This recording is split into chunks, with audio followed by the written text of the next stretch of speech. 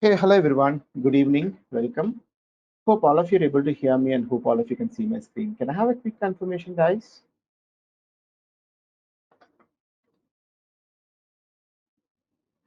Wonderful. All right. So before we start with today's session, let's have a quick recap about what we have discussed in the previous session. Okay. Before we go with that particular one, guys, all of you have received your what to say the protocol, the sample protocol that I have shared, as well as the exam board that I have shared. All of you received that? Yeah. So any questions or any doubts in that, guys? Anyone? So all of you are clear, right? So can I proceed from here?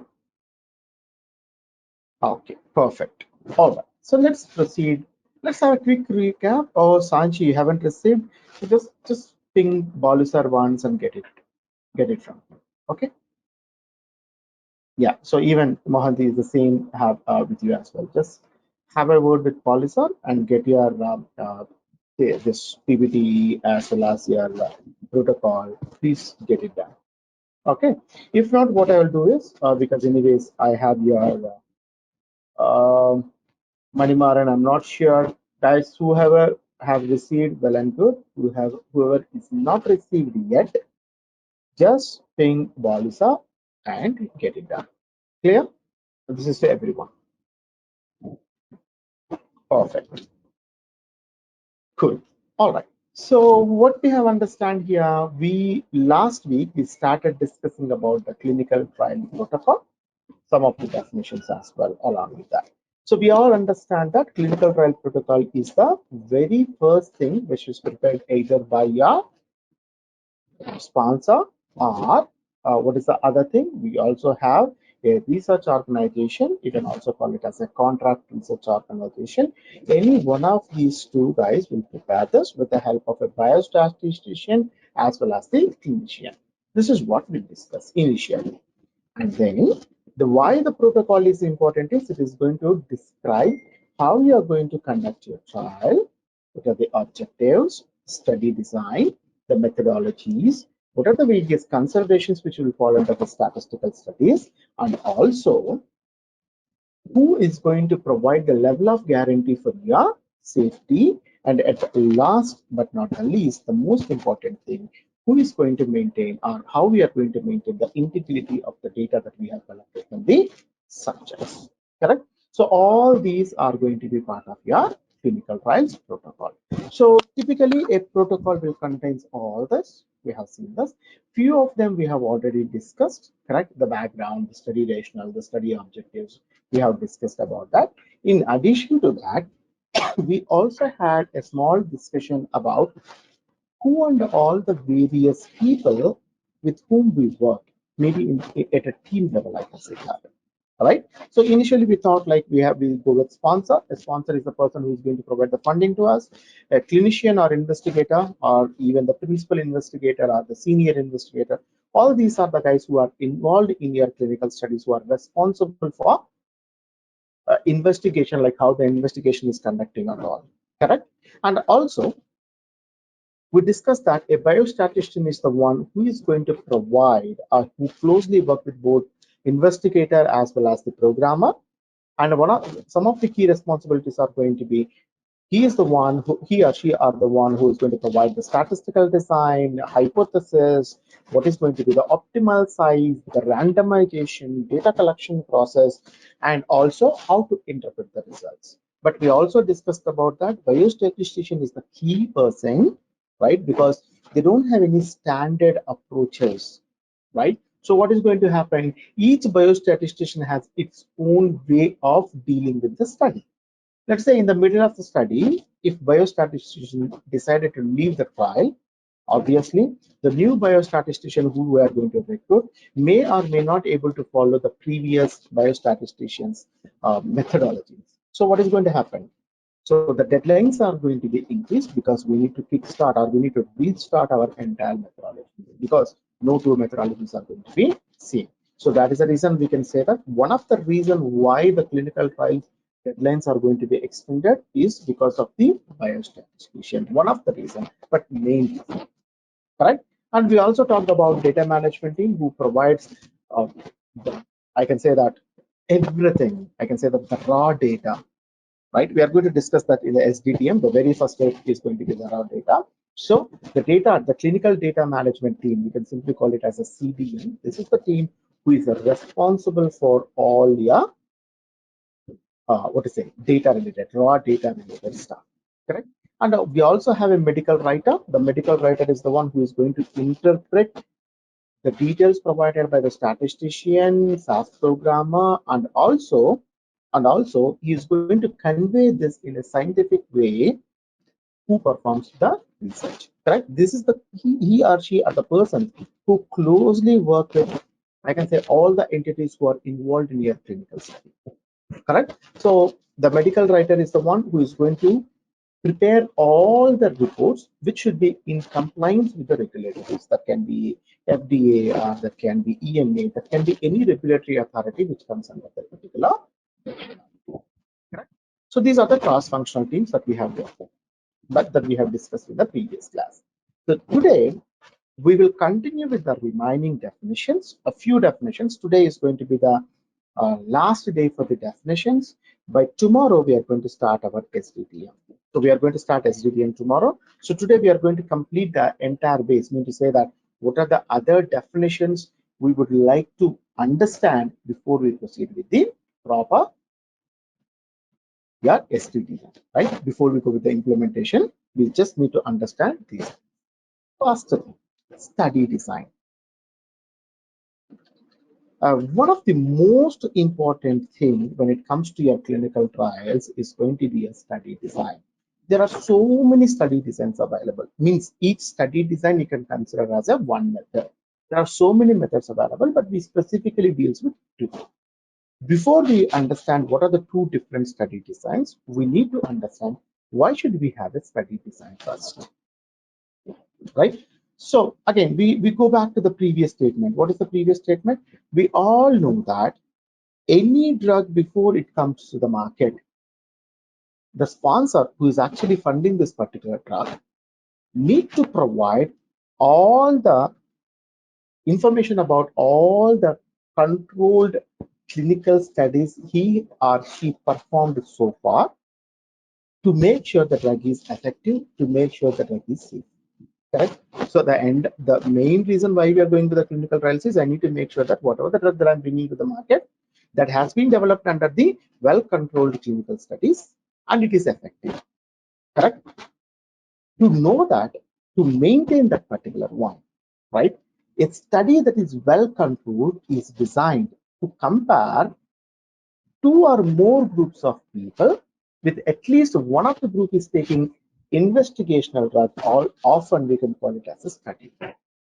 So you might need to understand first what is called investigational drug, or you can also simply call it as a study drug. So there are two things first, study drug and normal drug. A normal drug is the one which we all take when we are sick. That is the drug which is readily available in the market. So what it is? It already gone through all the clinical studies. It got approvals. That is nothing but the regulatory authorities are already approved this particular drug. It is safe and it is effective. So it is available in all your medical stores and hospitals.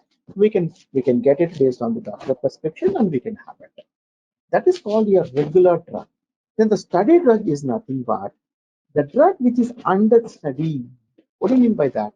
Under the development process. It is still in the clinical trial. Correct?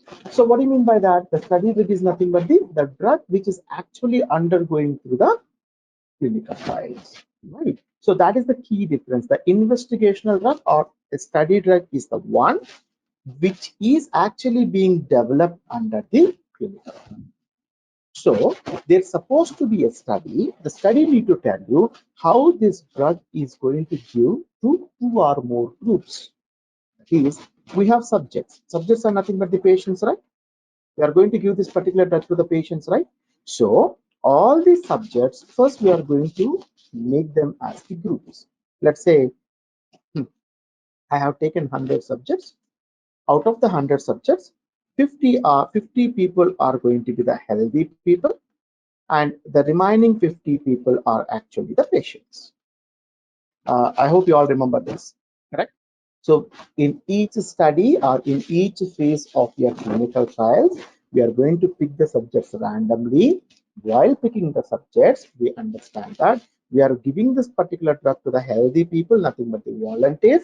At the same time, the people who are already suffering with the same disease are the people who are suffering with the other diseases. Correct? All these three groups are part of our clinical studies. Hope you remember that particular one. We discussed this already. Correct? And again, out of these 100 subjects that we have taken, some of them are male and some of them are female. All these randomizations we are going to take. Now, after we picked up our volunteers, that is nothing but once we have finalized the subjects who are going to undergo this particular clinical trials, again we split them into two groups. Again, we split them into two groups or two or more groups for better understanding of the drug efficiency. All right. So that grouping, how we are doing that particular grouping, again, in each group, what kind of drug you are providing, these are decided by your clinical, these are decided by your study design, right? The way the groups get compared varies depending upon the study design. So what study design you are choosing, based on that, these groups will be compared. I told you, right, here we are segregating the groups, right? So these groups will be compared based on your study. So there are two studies available. One, mean to say there are more than two, but we are specifically go with the most commonly used studies are going to be parallel study design. The second one is going to be crossover study design, right? Again, out of these two, each one has its own advantages as well as the limitations. But which study design I need to create will be decided again by your biostatistician, your investigator. It is as part of your protocol. There are multiple elements which we are going to consider before we go with the design, right? Which design I will take, right? But in general, the most common study designs that we are going to use are either we follow your parallel study design and crossover study design.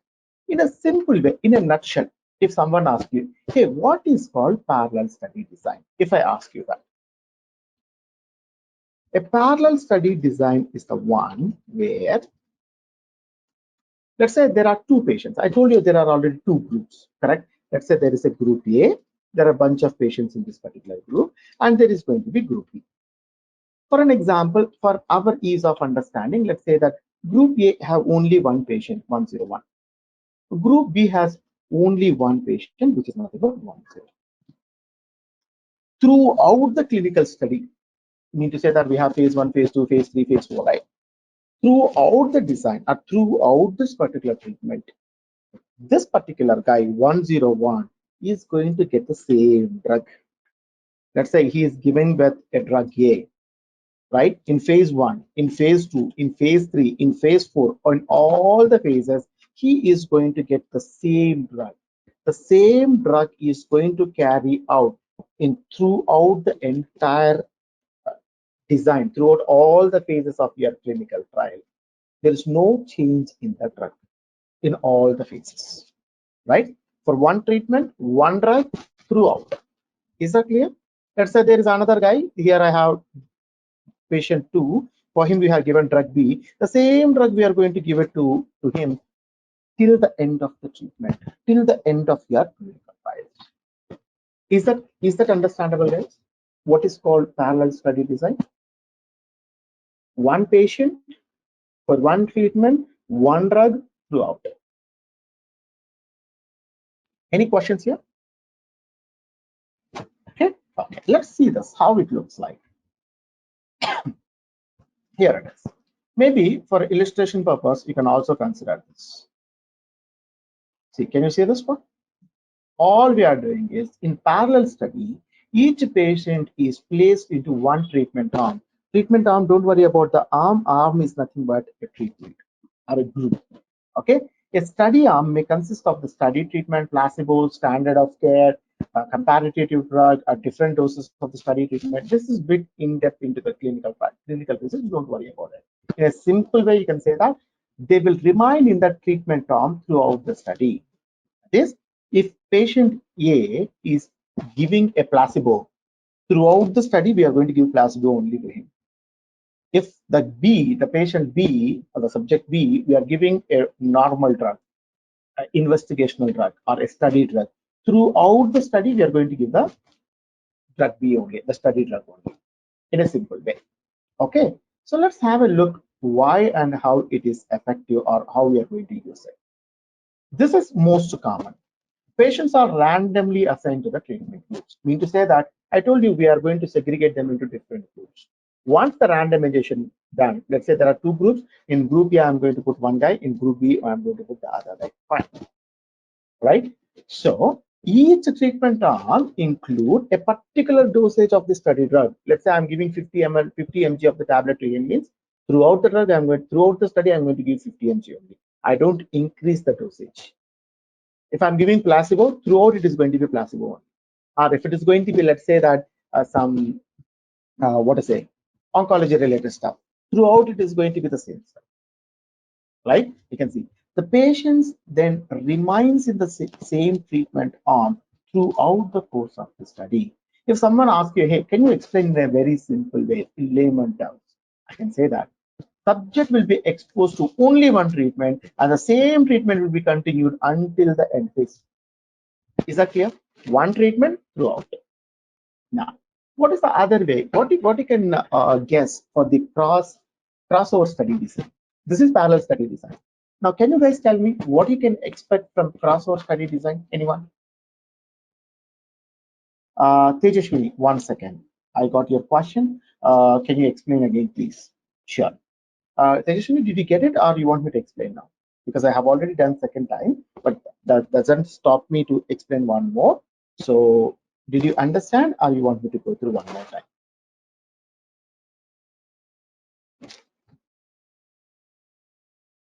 Sure. Again, fine. I'll do that. So, parallel study design. So, don't think about the groups or anything. In a simple way, let's say we are testing a simple drug. Maniraman, wonderful. Yes, I'll just hold you for a minute. Once I'll complete the parallel study design, again I'll come there. Okay. In a simple way, in a parallel study design, let's say I'm just thinking about a drug for treating headache. Headache is the one which I want to treat. For that, the sponsor has given all the funding and everything. So the clinician and the investigator has developed already, they have developed a drug. And the drug name, let's say that in a simple way, it's a DART tablet. DART, and let's say that 200 mg. This is the tablet.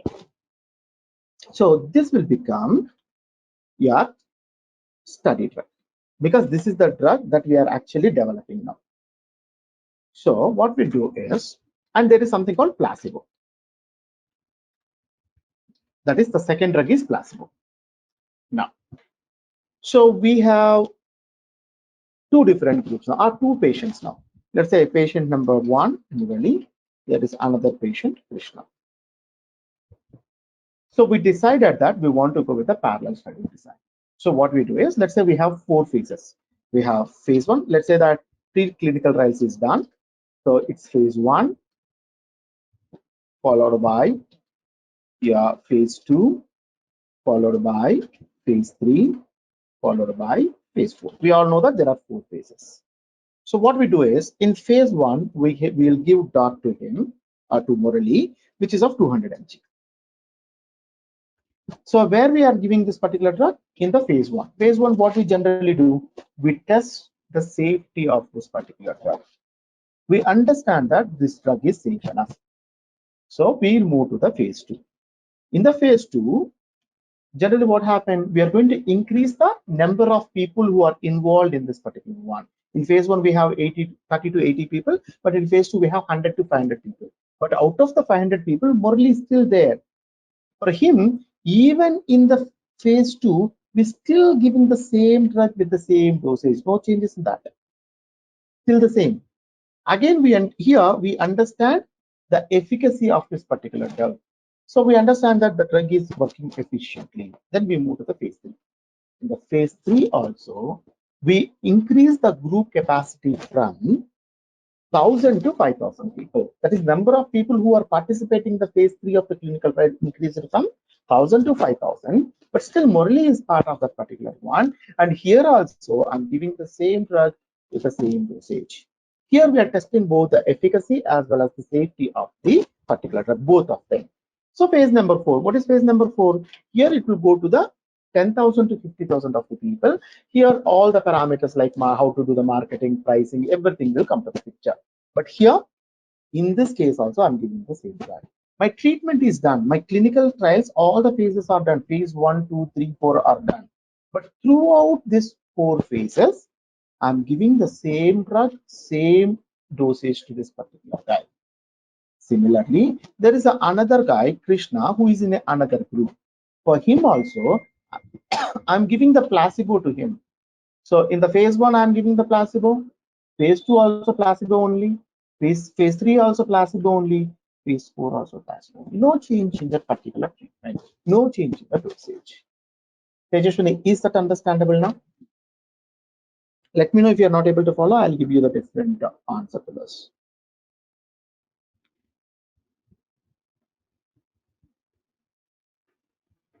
Got it? Perfect. Cool. So if someone asks you how to put it in a data set, I'll tell you how we are going to get the data.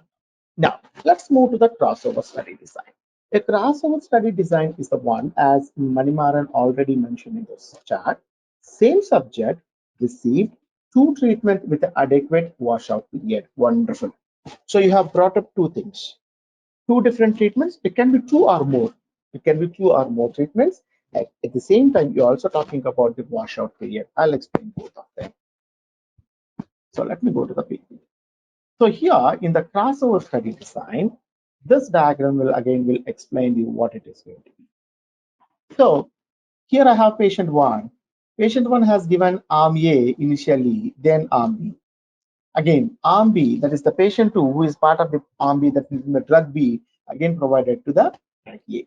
That is, in crossover study, a patient will start with one treatment initially and can switch to any other treatments during the study. To say,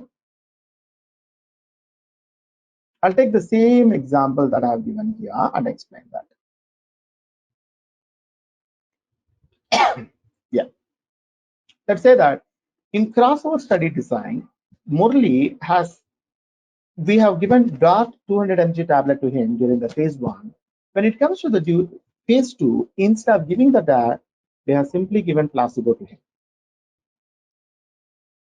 And phase 3, again, we continue with, let's say, placebo. Let's say that again here also. But again, when it comes to the phase 4, we started giving the DART. Similarly, let's say for Krishna, we started with placebo, then we have given DART, then again we have given placebo, then again we went.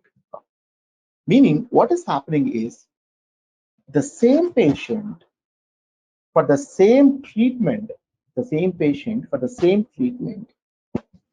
he or she will undergo different drugs.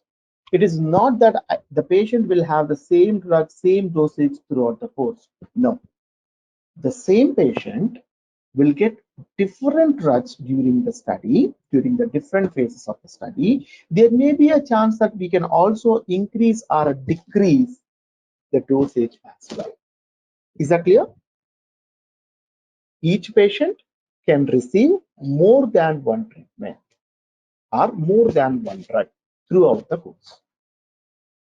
All of you are clear? First of all, what is called crossover study design? Then I'll tell you about what is called washout period. Because washout period is the other thing, because even in this particular diagram, you can see that there is something called washout period, right? So before I explain what is called washout period, all of you understand what is called crossover study design? Can I have a quick confirmation? Murli? Yeah. I have understand the crossover, but I have one question. So in the phase one we are looking for the safety, right? In the placebo, it's like no drug in the placebo. So how they can check the safety in the second person in the phase 1? Okay, first thing. So, okay, so for that we need to understand what is called placebo first, and what it is, how it is different from your investigational trial. Correct. Second, see, we are going with the two different people first, two different groups. Correct. So here I have taken only one person in each group, but in real time, in the normal design, as I have given you the other example, I have picked up 100 people. Out of the 100 people, 50 of them are healthy, 50 of them are already suffering with this particular disease. Again, in the group A, let's say consider this, Murli is under group A, so Krishna is under group B. Along with Murali in the group A, there are 49 more people, correct? Similarly, along with Krishna in group B, there are 49 more people.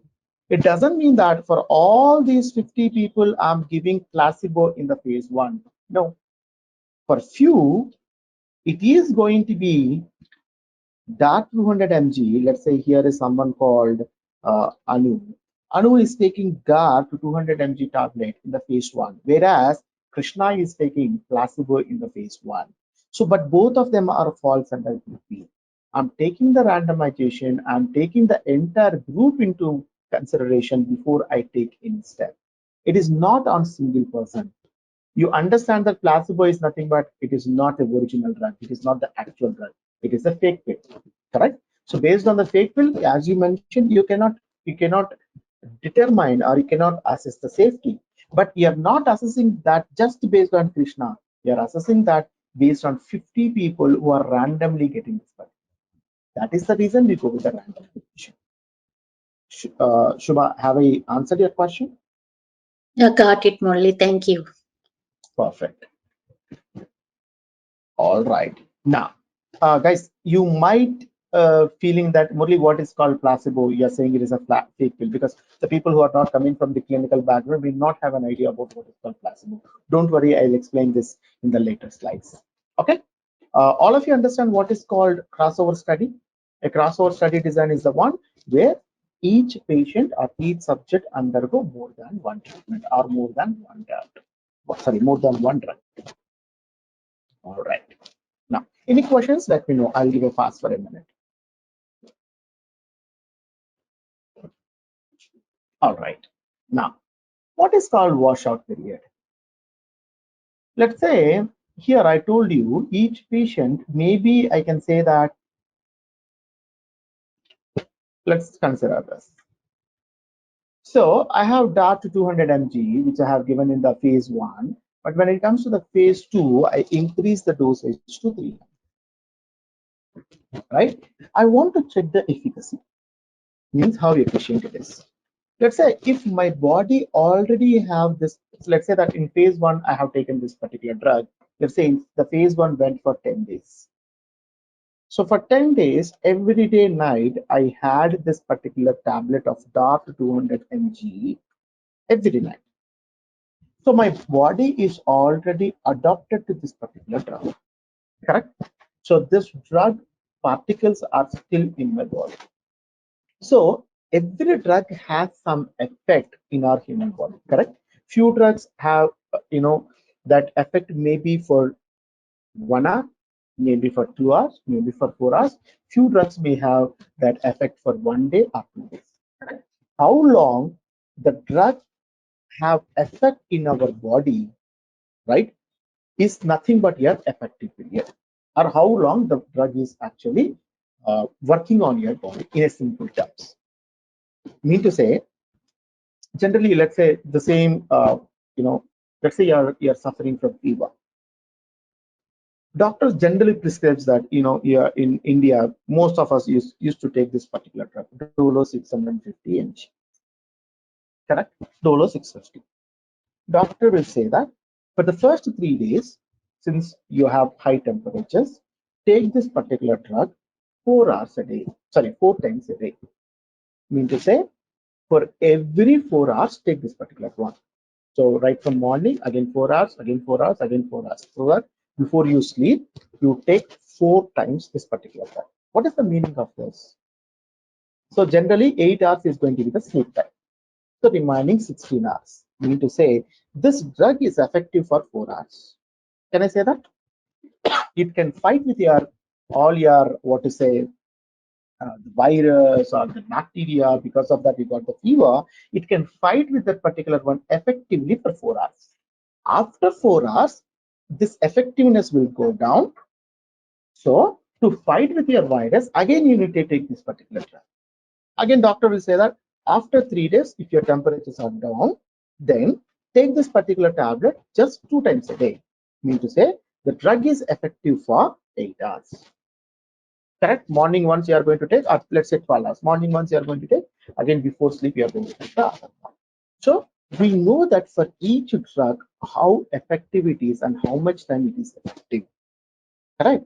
So if I want to test 2 different drugs, or if I want to test 2 different dosages, I need to ensure that the previous drug does not have any impact remaining in our human body. Mean to say, let's say after 4 hours, this drug has no effectiveness. So if I want to test another tablet, let's say I had dose 650, my temperature is not going down. Immediately I cannot take another paracetamol. If I want to take another paracetamol, at least I need to take for the 4 hours. This 4 hours is nothing but our washout period. We say how long I need to wait before I can take the other drug, or before I can take the same drug, how much time I need to wait. Is that clear? If I want to talk technically about it, I can see that. No, here it is. See, the washout period is nothing but it's a predetermined amount of time during which patient receive no treatment. This during that particular time, because my drug already there, so I won't take another drug. This period reduces the carryover effects from the previous treatments. So I already had a drug. So if I want to test a new drug, I need to wait. Otherwise, what will happen? My previous drug is already working on my body. I'm going to take another drug. I don't know how my previous drug is going to react with the new drug that I'm going to take it. Or my new drug may not be effective because my initial drug that I have taken already, which is still working, right? So I cannot estimate the efficacy of the new drug as well. Am I correct? So what is called your washout period? This is the period during which I don't take any medicine. I won't get any new treatment. I need to wait till my body is not responsive for the previous treatment. Is that clear, everyone? All of you understand what is called parallel study design as well as your crossover study design. Can I have a quick confirmation, guys?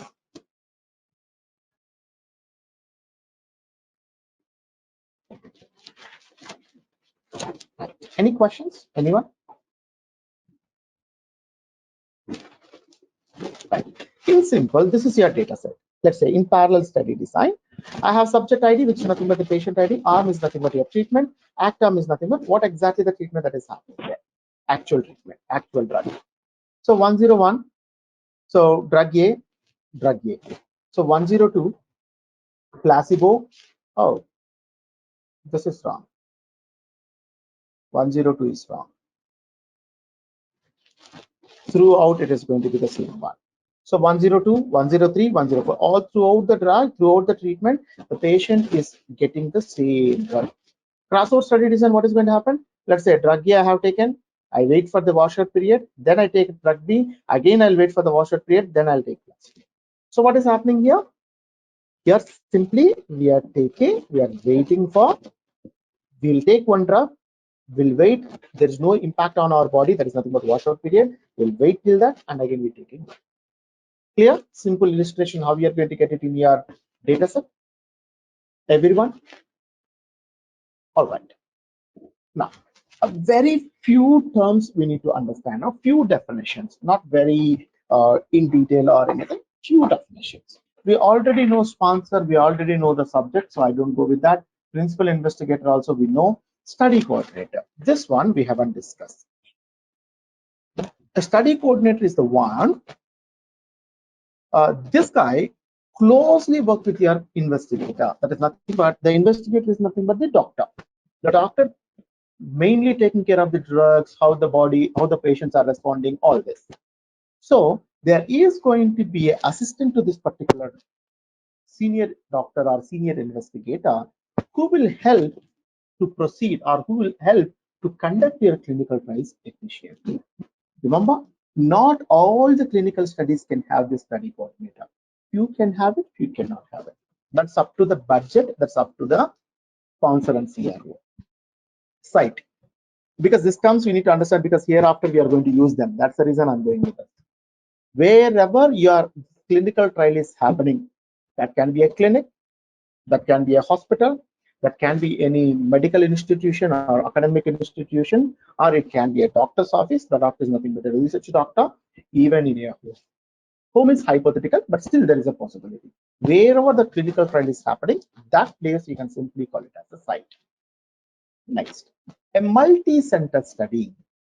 A multi-center study is nothing but, let's say, you have a single protocol. There is no change in the protocol, only one protocol, only one sponsor, right? But this particular clinical trial is happening at more than one place by more than one investigator. Let me go with an example. We're just going with, let's say we have a sponsor. For an example, the sponsor is in Mumbai, right? Just say that the sponsor is in Hyderabad, the Reddy's laboratory. The Reddy's laboratory decided that we want to build a new drug. But let's say they have their offices in Chennai, they have their offices in Mumbai, they have their offices in Delhi as well. So how many offices? 4 different offices. All the 4 different offices has the research facility. So what they have decided is, we take 50 people from Chennai, 50 people from Mumbai, 50 people from Delhi, 50 people from Hyderabad. The protocol, mean to say what clinical trial, what design we need to go with, what treatment we need to give it, all of this is fixed. So in 4 places, they have 4 different doctors, nothing but 4 investigators. Each investigator is going to follow the same protocol strictly, and they are going to continue with their clinical. If this happens, you can call that as a multi-center study. Is that clear? But one thing you need to remember, a multi-center study can happen within a single nation, mean to say within the same country. If you're doing this in India, means all the centers must be in India only. If you are carrying this particular one somewhere in your other country, all the states that you are referring, all the centers you are referring should be falls under the same country. Can I have a quick confirmation? All of you understand what is called your multi-center study? Yes or no? Perfect. The next one, multinational study. The name itself is telling you multinational. Just the extension of your multi-center study. That is, here also we are carrying out our clinical trials at more than one place, but the place is not restricted to a single nation. That can be anywhere in the world. Mean to say, you can carry your clinical trials in India, you can carry parallelly the same protocol, you can implement with a different investigator in USA. That is, we are testing this globally. If that happens, you can say that it is a multinational study, right? Then placebo. So we have been talking about this placebo multiple times. Remember, placebo is not the original drug. Placebo is not at all a original drug. A placebo does not have any active properties. Mean to say, um, let's say someone, let's say generally, actually the placebo is the concept which has been, actively used by who is this? Psychologists. Psychologist is the one who most frequently use this particular one. Let's say that one patient have visited a psychologist and say that, hey, I'm not getting sleep properly, right? I have a difficulty in getting the sleep. So the psychologists understand that this guy has some psychological related stuff. There is nothing or there is no proper drug for it, or there is no need of a drug for it. So what he will do is he will say that, okay, everything is all right with you, but you require some drug. I'll write some drug, some prescription to you. Carry on that particular one, right? Let's say that every night before you sleep, take this particular drug. Means one tablet I'm prescribing to you, take that particular one. So it will help you. It definitely help you to get sleep quickly. So he can say that he will give you a commitment that within 5 minutes after you have this particular drug, you'll get sleep. But the drug, actual drug is, it may not be a drug at all. It can be a normal sugar pill. Mean to say that it's just a sweetener. It can be a normal, you can say that a polo, equivalent to polo. It is all dealing with the psychological things of a patient. The patient will be in an assumption that our patient will strongly believe that doctor has prescribed a very nice drug. If I take this particular one, I definitely get a sleep. With that intention, with that belief, the patient is going to have that particular tablet, and obviously 80 to 90% of the cases he or she may feel sleep as well, right? But actually it is not a original drug. It is just a fake pill. It is just a fake pill. Is that clear? Why we do this particular one is, let's say we have a group of people, right? We have healthy subjects as well as we have the patients who are already suffering with particular disease, right?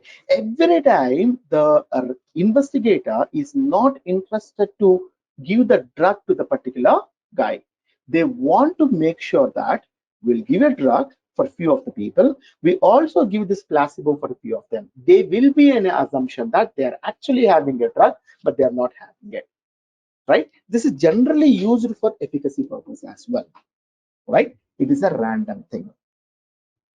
Is that clear? You can also, I just also mentioned this here. If I believe the pill will help, it will help. Often patient's physical condition does not change, but it feels like it has. It doesn't have any effect on the physical things, but patients believe that it actually has an effect. Clear? Right? Because maybe you might heard of this particular one, right? A good doctor is the one who will give enough confidence to the patient so that the doctor words itself is going to be work like a miracle, right? For few of things, it really doesn't require a drug. A good, a good doctor can treat the people with the warm words. Clear? So placebo will fall under that particular. All of you are clear up to this? Any questions? Because I have been using this particular word placebo again and again. So all of you must know what is called placebo. Placebo is not the original, or it is not. It is neither a study drug nor a investigational drug. It is simply a fake thing, a fake pill. Questions? Any questions from anyone? Wonderful. Let's go with the another most important thing, which is nothing but blinding. We can also call it as a masking, because your protocol will mention it is a single blinded or a double blinded or a triple blinded one. Sometimes your protocol will say that it is no blinding as well. What is called blinding? In a simple way, masking mean to say I'm giving a drug, right? I'm just in the clinical trials, we are developing a drug. So what exactly this drug is about? How much dosage I should give? What is the composition of this particular drug? What are the side effects of this particular drug? Can I say all this together is nothing but a drug information, right? So now, who and all involves in your clinical trials? I can say the patient. So first one is going to be patient, that is nothing but subject. The second one is going to be an investigator, doctor. Now, who is the third one? Here you can see that the team, that is the team who is collecting your data. If all of them knows about what drug we are giving, what is the composition, everything, if all of them knows about it, yes, this guy knows about it, investigators also know about what is called the drug composition, side effects and everything, and even also the data preparation team is also know that what drug and all. If these three are yes, all the people who involved in this particular clinical trials are well aware of the drug and its information, it is called unblinded. I haven't masked anything. It is open to everyone. You understand what is the first thing? What is the first thing here? Blinding, first one is unblinded. Whoever is participating in this particular clinical trials, all of them aware of what drug we are taking, what is the side effect, everything, every piece of information about the drug, they are well aware of. Clear? Second one, single blinded. What do you mean by single blinded? A single blinded is the one where only the patient is unaware of the treatment. This guy don't know what treatment he is getting. He is volunteered for this particular treatment, or he is the patient who is undergoing this particular treatment, but he is not aware of what exactly it is. A simple example I'll tell you. Let's say you're not well. Doctor identified that there is some cyst is part of your stomach and it need to be removed. You know, the doctor has diagnosed something, he is going to proceed with some procedure. Only these two you know. But what procedure the doctor is doing, right? What are the various vital reports, what are the various vitals that he's taking as part of it? That is nothing but vital measurements and all these things you are not aware of.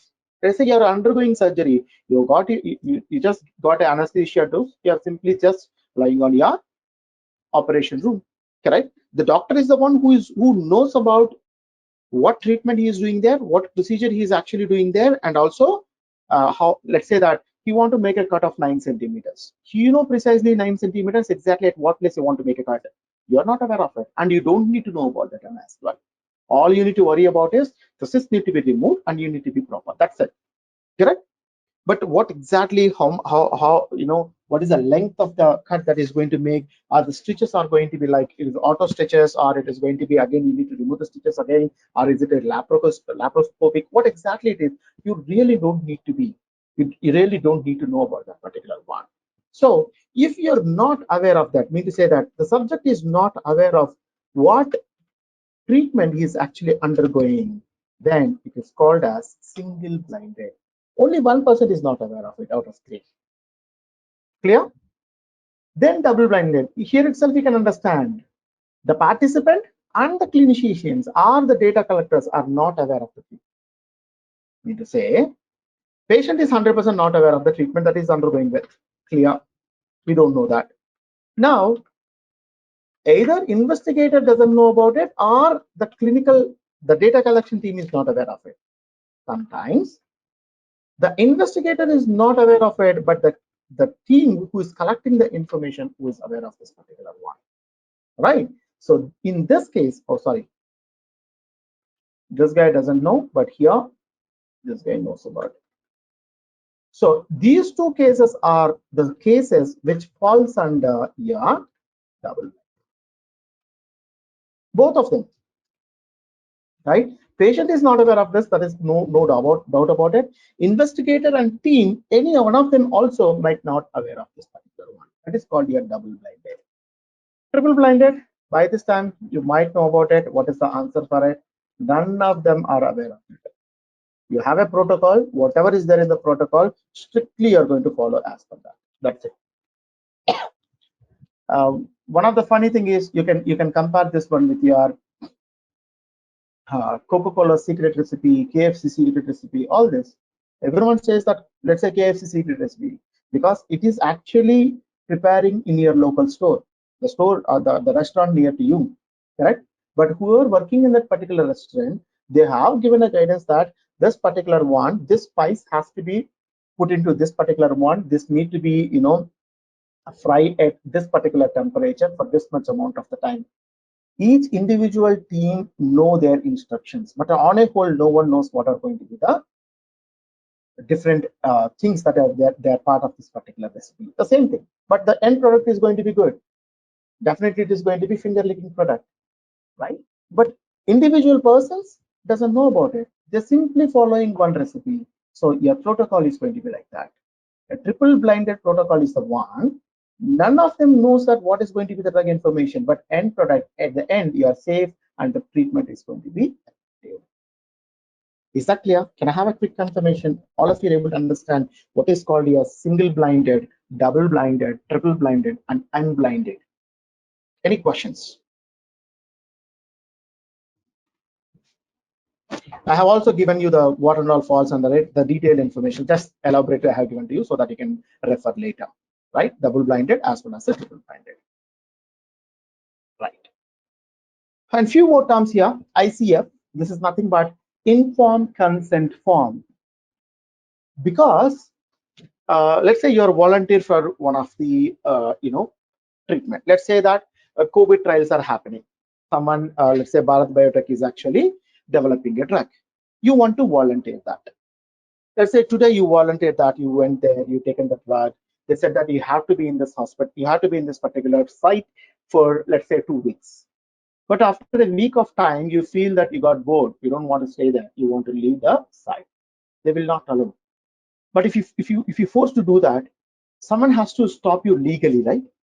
Or in other words, you go there, you started getting the treatment. After 1 week, your sponsor said that, hey, I want to stop this particular one. So all of you are under this particular site, you can leave. But you are already taken the treatment for 1 week. You volunteer this treatment for 1 week. It cannot be stopped. So there's supposed to be a legal terms. There's supposed to be a legal consent you need to provide to your sponsor. That legal document, which is signed by the subject, that is nothing but the patient who is actually part of this particular treatment, will be called it as ICF. You're giving your consent there. I'm okay with all these terms and conditions. Most importantly, the date will be captured there. Here, number 2, screening. This is again another good thing. Screening is nothing but you want to volunteer, right? But do you have eligibility or not? Do you have eligibility or not? Mean to say, you are going to get, let's say, you're a diabetic. For an example, you're a diabetic.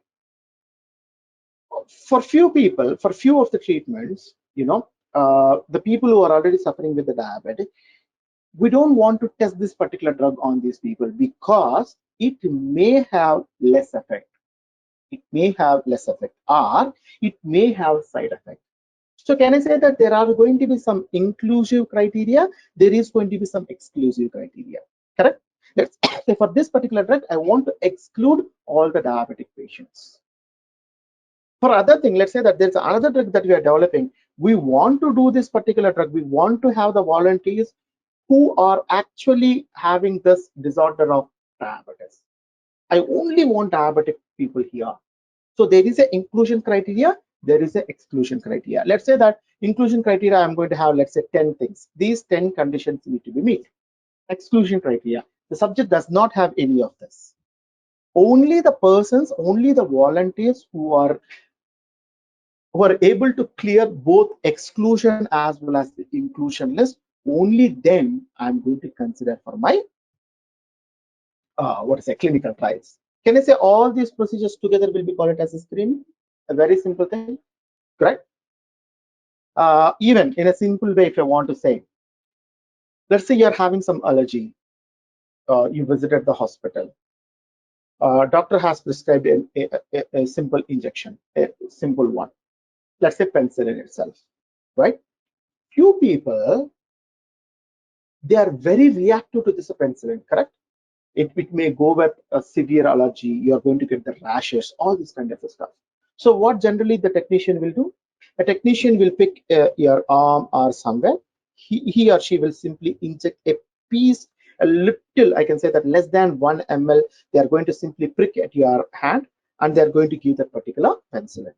They will wait for 2 to 5 minutes. If you are not getting any rashes around that particular area, they will confirm that, yes, to this particular patient, we can actually give the penicillin, correct? So what they're doing there, they're screening you, correct? They're checking whether you're fit for this particular drug or not. The same thing is going to happen here. So there is going to be an inclusion and exclusion list. You need to get clear with this particular list, then only they are going to give this particular, they are going to allow you to come to enter into this particular clinical trials. Am I clear what is called screening? Yes or no? Simple terms, but we need to be very clear with these terms. Then only, once we start with the SDTM, We don't discuss about suddenly if we say what is called ICF, it's difficult to explain again. That's the reason we are going with all these things. Okay, next, randomization. Again, the same thing. Randomization is going to be at the beginning of today's class, I told you we are going to prepare some groups, correct? Though I have 100 patients with me or 100 subjects with me, all those 100 subjects are not suffering from this particular disease. Few of them are healthy volunteers, few of them are going to be the people who are suffering with the disease. So while we creating the groups, for few people we give placebo, for few people we are giving the drug that we are testing, correct? Now, based on these two, we are going to create two different groups. One group you can call it as intervention group. The other group you can also call it as control group. So there are two groups, right? So I'll tell you what this each group is basically for. All these 100 people, let's say I have 100 people with me, I cannot keep all the 100 out of 150 people always in the intervention, and I cannot keep all this remaining 50 people continuously in the control group. No, they need to be randomly interchanged, right? So that interchanging can be done based on their randomization. Random allocation is a technique that chooses individuals for treatment groups and control groups entirely by chance, with no regard of the will of researchers or patient's condition or preference. Meaning, in a simple way, a patient is part of the clinical trials. Though he is a volunteer, he is getting paid for it. He don't want to be in the control group. He want to be continuously in the intervention group only. I'll tell you what is this intervention. But patient want to have, he willingly want to have only in the intervention. That is called biased, right?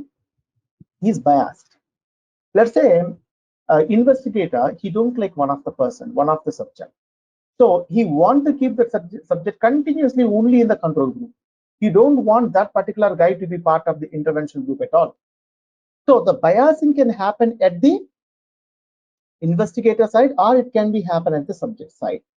But a good clinical trial is the one, it need to ensure that all my people who are volunteer for this particular clinical trial need to be part of both the groups. There is no biasing at all. There should not be any biasing. I need to ensure that they're randomly getting a chance, or they're fairly getting a chance, right? I can simply say that it's like a head and tail, right? All the patients need to go with both intervention group. They should be part of intervention group as well as the control group. That thing can be done with the help of randomization. You can see here.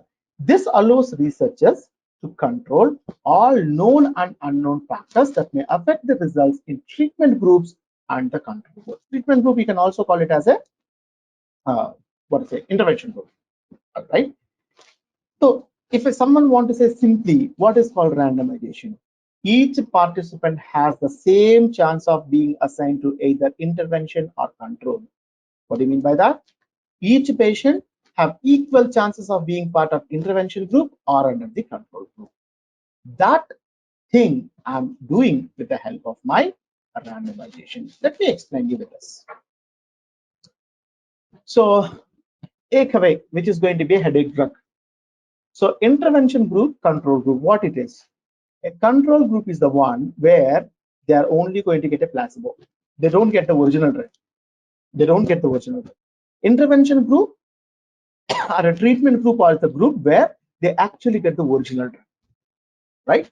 So generally what we need to do, if let's say that 50 people are continuously only in the placebo group, they're only in the placebo group, what is the meaning? You are simply wasting 50 people because you are not giving any drug to them. You are giving a sugar pill to them and they are part of the clinical trial. Will it have any effect? No, right? Otherwise, these 50 people are continuously getting the headache tablet every day. There is nothing but only 50 people are effective. How to get the efficacy then? So for that, what we are doing is you need to ensure that one patient, let's say Murali, he should be part of control group for some time, he should be part of intervention group for some time. That randomization I need to provide. The control group should have mix of both patients as well as healthy volunteers. The intervention group also should have both healthy patients as well as the what to say, volunteers as well as the patient. So the group should be random. The group should be having equal preferences. So now do you understand what is called control group, what is called intervention group? Control group doesn't get the original drug. Intervention group will get only the original. Original drug is nothing but strategy. Can I have a quick confirmation from everyone? All of you are able to follow this? Yes or no? Any questions? Last but not the least, very simple ones. Treatment. We're going to use the acronym TRT, which is nothing but treatment we are giving to the subject. Follow up. After treatment, how many days? Again, after how many days you need to visit the doctor? Right? Let's say if it is going to be a fever, right? Let's say typhoid kind of a stuff. You need to visit your doctor again after 14 days. Again, you need to retest. That's the best option, best thing, COVID, right? So you tested positive based on RT-PCR. You need to wait at least for a week time again before you need to retest, correct? So when I have to do the follow-up. So in general, what is the procedure? First, the patient will sign your ICF, that is consent form. Screening will be done based on the exclusion and inclusion criteria. Randomization is done. So we are going to place the people into the control group as well as the intervention group. Then we start the treatment. Then finally we do the follow-up. End. Done. Clear? Element. So we have phase 1, phase 2, phase 3, phase 4 clinical trial. Right? Each of this phase will be called it as element. So phase is the generic term. Clinical research will call it as an element. If I have more than one element together, let's say clinical trials and sorry, 3 clinical trials, phase 1, phase 2. So I have 3 phases now. These 3 phases together will be called it as approach. Approach is the one which I can say that group of elements together, group of phases together. You know, scheduled visit, unscheduled visit. I don't need to explain. That's the reason I haven't write anything there. Scheduled visit is nothing but you take your appointment, you go there. Let's say you have a follow-up by after 2 weeks. You have the proper date, you go there. Unscheduled visit. You don't have a prior appointment is there. At the same time, you don't, your follow-up is actually due by next Monday. But you're not well. You're not well. Your symptoms are not good. So you want to meet your physician or you want to meet your clinician once. That is called your unscheduled visit. So these are all the terms that you would like to know or that you need to know as part of your clinical trials. This is the basic. I think we have done with all your definitions. The next class, that is by tomorrow, we are going to start discussing about your SDTM. So we are starting with SDTM tomorrow. Questions? I'm going to send this particular notes to Balu sir, and he's going to upload it into the drive today, so you can get this. All right. All I'll do is because each Jamboard can have only 20, so that's it. That's the reason we have only 7 slides here. I'll ensure that I'll take these as well. You can say that from study design from here, I'll take all these slides. I'll ensure I'll keep it in one. So I just call it all of them together as a proto definitions, and I can share it across with you. All right. Any questions, anything, please feel free to ask me.